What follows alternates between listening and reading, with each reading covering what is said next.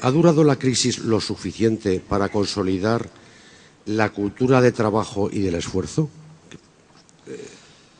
Hombre, yo creo que ya evidentemente ya esto lleva ya prácticamente, llevamos 4 años de percepción de situación de crisis y yo creo que efectivamente ya, al menos en España, yo estoy convencido de que efectivamente esto es así. Es decir, hemos tenido años de rosas, ¿no?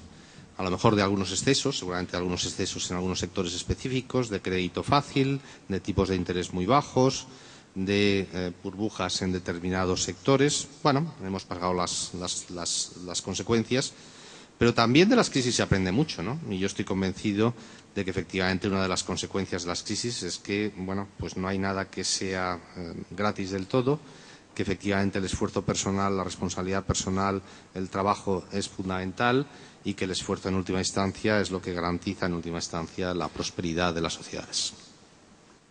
Bueno, también hay aquí una pregunta que a veces ¿cree que podemos entrar en esta inflación?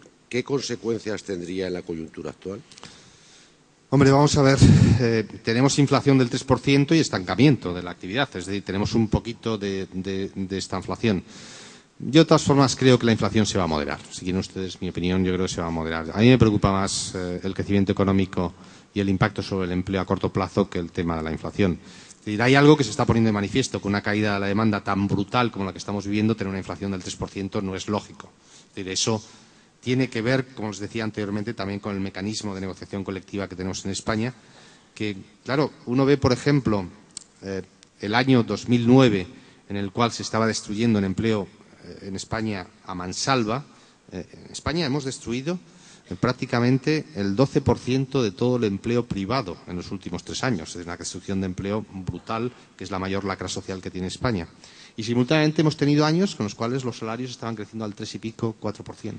Bueno, ahí hay algo que no funciona bien y evidentemente por eso el tema laboral es la cuestión prioritaria desde mi punto de vista.